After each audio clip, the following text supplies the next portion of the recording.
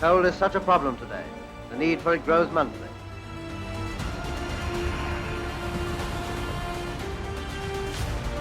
Climate change is a serious problem for the world.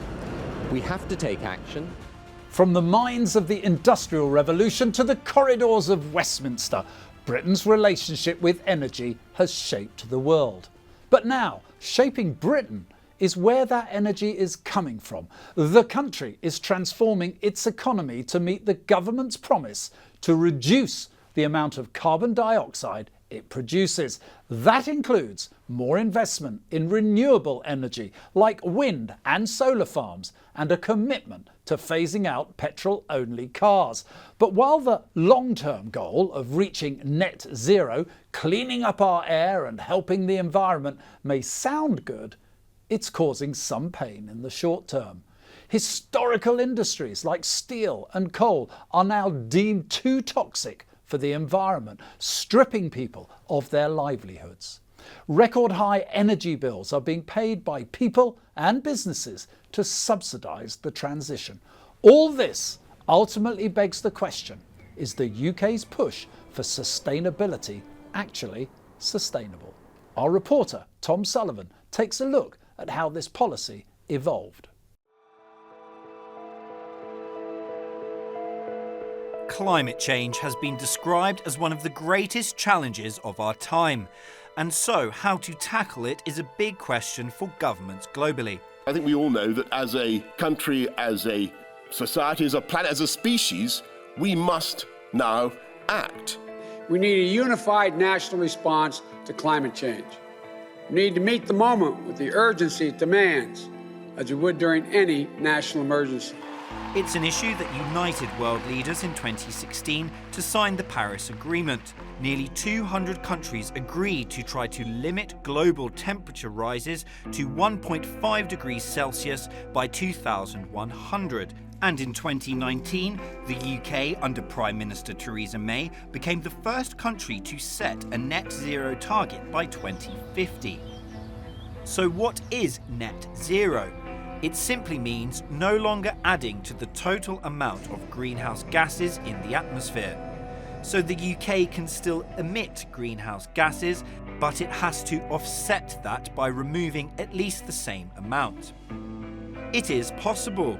8 countries are thought to have achieved net zero, including Bhutan and Madagascar. But how is the UK doing with its net zero promise? Well, it's the first major economy to halve its emissions, which it did between 1990 and 2022. This compares to a 23% reduction in France, for example. And there's been no change in the US. But the road to even halfway has been bumpy, with net zero proving a divisive strategy. Some Conservatives are now pushing back, with party leader Kemi Badenoch calling the targets expensive and unrealistic. Net zero by 2050 is impossible. It is making families poorer, energy bills more expensive. She mentioned costs. The UK's electricity prices are among the most expensive in the world, about 4 times the price in the US. That's because despite more renewables like wind, expensive gas also comes into play. Plus, upgrading the system to use more clean energy adds extra costs. The Labour government has already rowed back on key climate pledges, slashing its £28 billion green investment plan and delaying the UK's zero emissions vehicle target by 5 years, citing economic pressures. The UK isn't the only country grappling with going green. Across the pond, President Trump has taken the US out of the Paris Agreement. So is net zero worth fighting for, or just a costly fantasy? This shift in energy policy is reshaping Britain in ways we haven't seen since the Industrial Revolution. It's transforming how we power our homes, fuel our transport, and think about the future. But with such big changes come big questions. So let's get some big answers. Who better to ask than the man dubbed the physicist behind net zero, Professor Myles Allen, Director of Oxford Net Zero at the University of Oxford. Professor, welcome to Westminster Watch. Let's start with, why is net zero so important? In a nutshell, it's what it takes to stop global warming. When we emit carbon dioxide into the atmosphere, the warming impact it has on our planet lasts for thousands of years. So the only way to stop global warming is to reduce our net emissions to the atmosphere to zero. Now, that doesn't mean we have to discontinue all the activities that result in carbon dioxide emissions at the moment. What it does mean is we have to make sure that if we're still doing something that puts carbon dioxide into the atmosphere, then we have to be doing something else that takes it back out again. That's the net in net zero.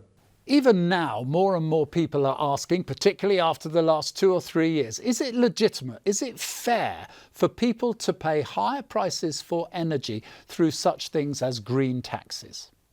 Well, I think it's perfectly legitimate to ask, are the taxes going to work? We need effective net zero policies because we do actually have to solve the problem.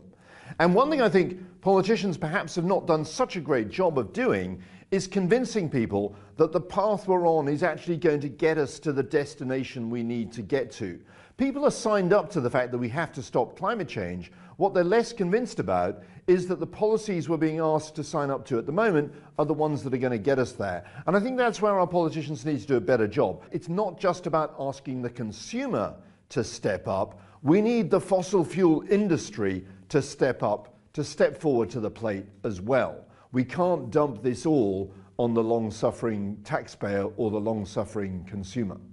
Isn't the challenge for politicians of any colour in this country to convince the public that it is worth them paying more so that they can reduce the share of carbon footprint around the world by less than 1% only?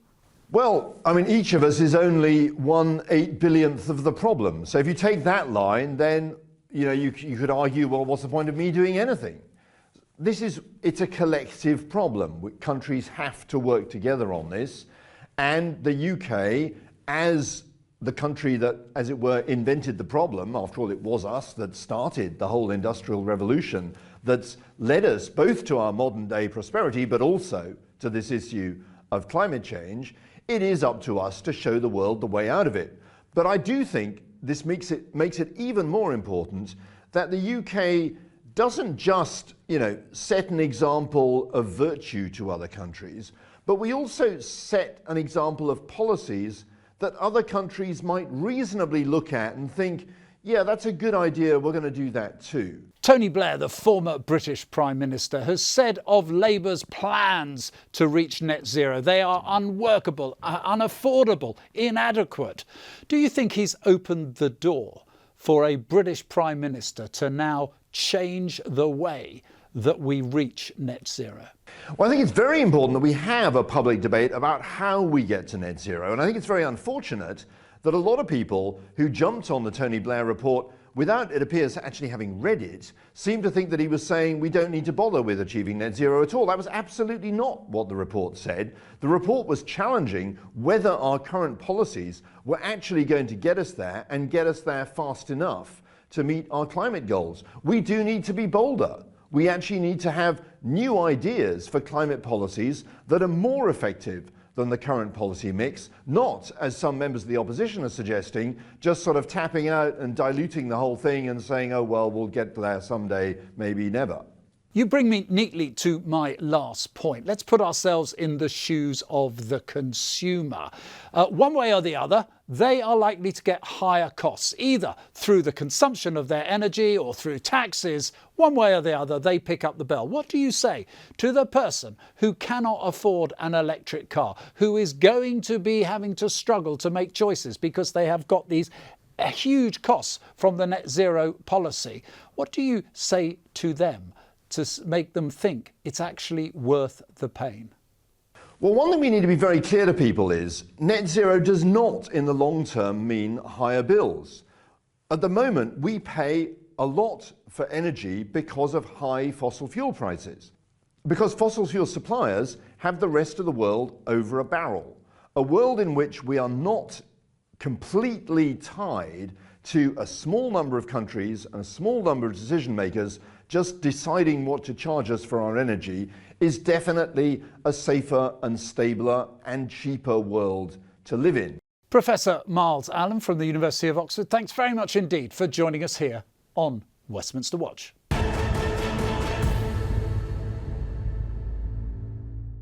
Joining me now is former Lib Dem MP turned broadcaster Lembit Opik and media meteorologist and climate change author Jim Dale. Gentlemen, welcome to Westminster Watch. Jim. Thank you very much. This might be music to your ears. You'll have to tell us. The Independent Climate Change Committee latest report has come out and it says that progress on climate change and the attempts to stop it, reduce it, is too slow, has stalled, or is heading in the wrong direction. Yeah. Just how bad is it? I'm not sure that's music to my ears. It's quite the opposite in actual fact. This is the most serious. But they're pressing for more. Yeah, that's the nice bit, the good bit, the positive bit. But where we are at this moment in time and what they're actually saying is we're too slow. The climate change and the impacts of it are catching up with us. Maybe not necessarily in country A or country B, but certainly other countries in terms of the world. We've got to look globally at these things and what's going on around the world. Extreme temperatures at this moment in time as we speak in various places and not just. And I know those things can happen year on year, they can to a certain degree, but let's face it, the reason they're pressing these buttons is because the emissions, the fossil fuel emissions, the temperature gradient is moving upwards, not just in the air but in the oceans as well. But the goal for them is they're saying we won't do net zero, will we, in time? That is what we're striving for. So yes, it's an ambition. It's a tough ambition. Make that absolutely clear. And the underlying thing is, it's a necessary ambition. Absolutely necessary. Why is it happening? It's happening because we're putting too much CO2. We'll come to that because I'll do that. Because let me ask you, Lembit. You take a slightly more sceptical view of some of the arguments being put forward about the race to net zero. But actually, surely the common aim of cleaner environment, reducing the carbon footprint. All this is, you might disagree about the means, but all this is quite noble aims, isn't it? On one part, I agree with Jim. This isn't good news for the position Jim takes, because the Climate Change Committee is saying we're not going to achieve net zero. That is good news from me, because I don't think that we should be trying to achieve it. I totally agree with you and Jim about the fact that we need to be responsible with the Earth's limited natural resources, but not about reducing carbon dioxide. The fundamental difference of view I have here, based on my scientific assessment, and Jim will have a different one, I'm interested to hear what he has to say on this, is that the amount of carbon dioxide human beings put into the atmosphere can't possibly be wagging the tail of the atmospheric dog. It just can't be doing it. We put maybe 5% of the CO2 emitted every year. Most of it comes from nature. So if we produce no CO2 at all, 95% of the emissions will be roughly the same. CO2 is not causing climate change. So should we go back to our school days? Because this is where we all learn about these things, Lembit. And I remember distinctly when I was in first year of senior school doing the greenhouse effect and how that would affect. And at the time, climate warming, global warming, climate change wasn't really a big issue. It wasn't really an issue at all. But we learnt about it because it was part of the equation when you look back at what happened with the dinosaurs and other things in history, the various extinctions that went on, most of them caused in some way by climate change in one form or another.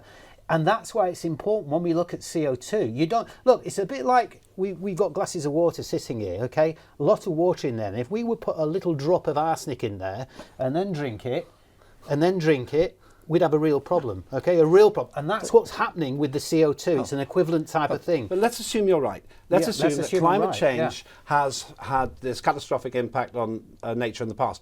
Human beings weren't generating the carbon dioxide.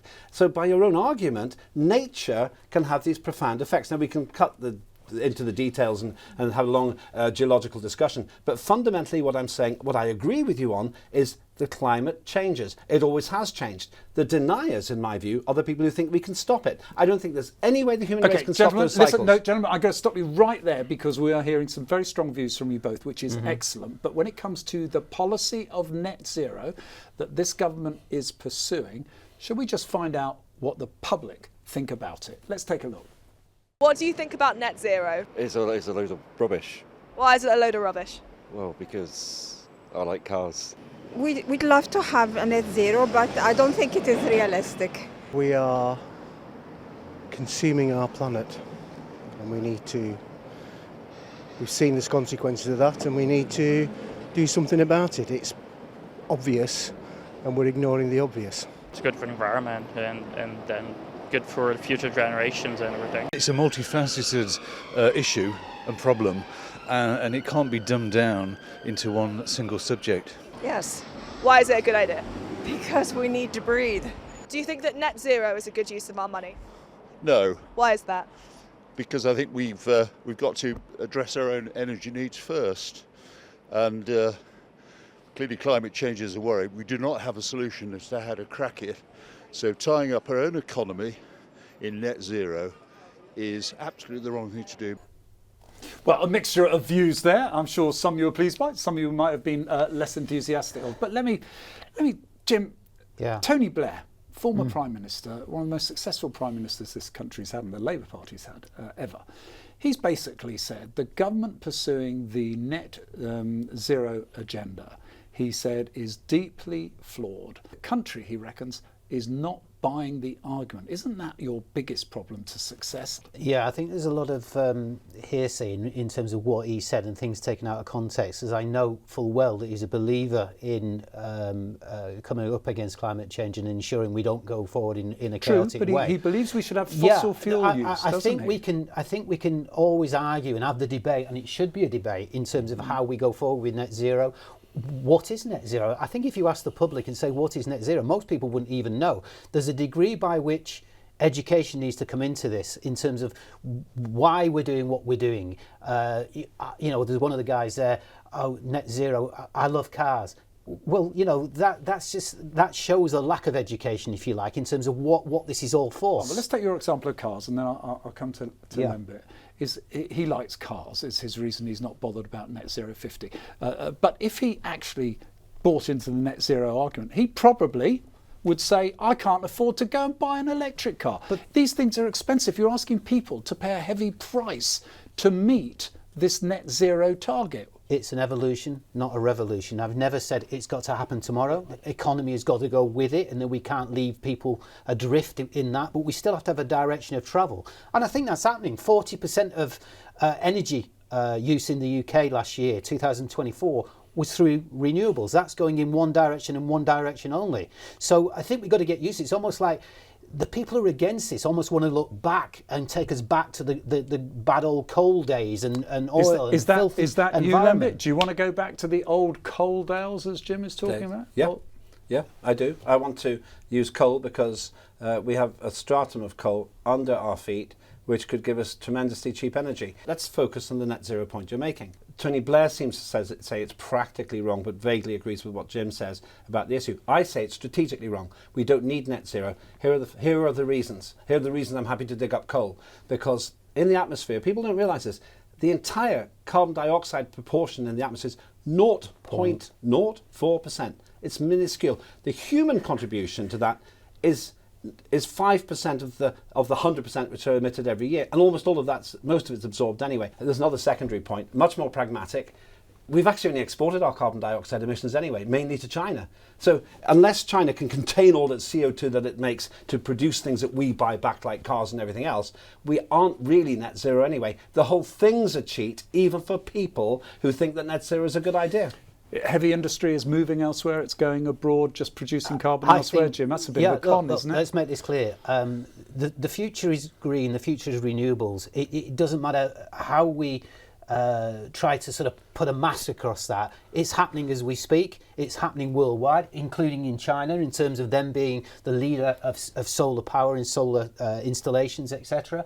Other countries are well ahead in Scandinavia, even in places like Costa Rica. You know that they're at net zero already. So there are countries there that have already made their mark. If the deal with the public is for a greener world and a better climate, we're going to ask you pay more, that doesn't seem to be working at the moment, does it, Jim? In fact, aren't politicians rowing back across the world on the cause for net zero? I would say this is absolutely an opportunity, an economic opportunity going forward. This is the new industrial revolution, if you like, call it that. Because if we are left behind in the world, then we will be left behind economically.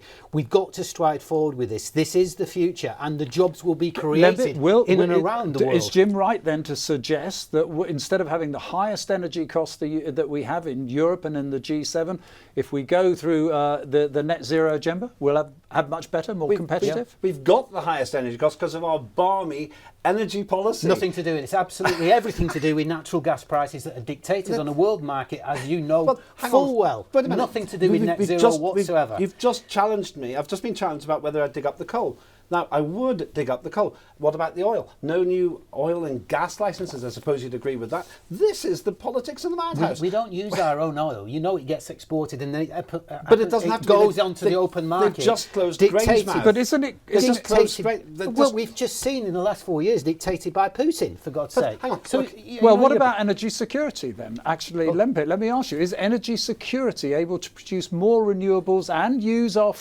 fossil fuels? Is that a nobler aim than net zero 50? We know the answer to that from this month, when Spain and Portugal and some other countries had a massive power blackout. Now, it hasn't been confirmed what caused it. Well, don't say it. I'm going to make a prediction. Well, there is legitimate debate in Spain, actually. I'm going to make a prediction. There is no facts about this. Well, let me at least make my point. You can disagree. Please. I believe that power outage was because of the unreliability of renewables. Basically, they surge and then they dip. You don't get that with coal or gas or nuclear or oil. And so, therefore, if I'm proved right, now we're not going to prove it in the studio. No, we're not. If I'm proved right, that would be a massive warning sign that you get less energy security and you get instability.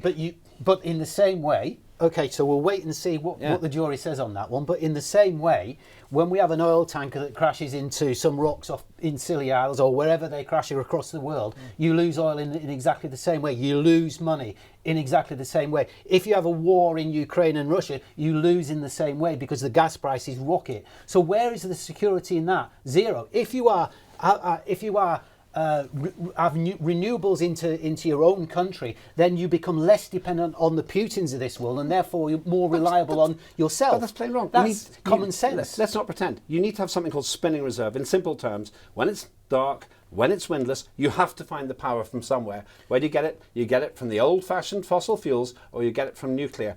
There is no way to get around that fact unless you have massive fieldfuls of batteries. Nobody's turning off the switch on oil and gas at this moment in time. As I already mentioned it's an evolution, not a revolution. Even though we're going at a too slow a pace to equip ourselves for climate change, it's Jim what we need to get to. I've let you make both your points there very well, but I want to draw you into this subject. We've had a really lively debate here in this studio. Isn't part of the problem for the public? And Tony Blair pointed to this once again, the former Prime Minister. He actually said politicians are too frightened to now actually challenge some of the arguments of the last 10 years, to talk about using fossil fuels, for example, because they'll be accused of being climate change deniers and so forth. Have we got to a point now that we can expect our politicians to have more robust debates so we, the public, can be better informed? Jim, would you allow that, or are you going to use the term ever climate change deniers? No, I think debate is always a healthy thing. We've got an House of Commons, a Parliament that actually should be discussing this, is discussing it. So, we can disagree on this couch. We can do that. Have you used climate change deniers as a phrase? Is that something you should continue to use? I think there are different colours. If somebody goes out on TV and says climate change is rubbish, give or take, those words, we know we can call them a climate denier. We know where they're at. We know where their money's coming from. But you wouldn't necessarily disagree with that, because climate changes, we're arguing about the causes. Man-made climate change. Yeah. I agree with you on this, Jim. Anyone who says climate doesn't change is just man-made wrong. Climate change. Yeah. Now, but when somebody says, okay, let's get to this. This is the core point. Somebody who says that human beings aren't primarily responsible for climate change, That is exactly the position that I stand on. Human beings aren't primarily responsible for climate change. When people say I'm a climate change denier, that's wrong, because I'm saying the opposite. I'm saying climate change will always happen, even if human beings didn't walk the planet. Not over the short period that we've seen. This is about the time period. As a long-term meteorologist, I look at these things day in, day out, and for the last 40 years, and the graph is just horrible. It's not. Make it clear. Look, it's been bumping along, and all of a sudden, the famous hockey stick. Do you, we can argue till the cows come home on this thing. Do you not agree with NASA, with NOAA, with WMO, with these organisations that are primed with looking after this data and making sure that people are aware, because they are speaking the same language as what I am, and which is why I take my lead from them. I'm not sure where you're taking your lead from. Last word to you, Lembit. We are coming out of a little ice age, so it's been getting warmer. We're still not as warm as the medieval warm period. We're still not as warm as the Minoan warm period. History in the past shows whether human beings are emitting CO2 or not, the climate changes. The deniers are the people who think we can stop it. Watch the space. Lembit, Opik, Jim Dale, thank you very much for one of the most informative and liveliest discussions we've had here on the sofa at Westminster Watch. Thanks again to my guests for joining me. And don't forget to connect with us on X at Westminster TRT. But for now, from me and all the team here, goodbye and thank you for watching.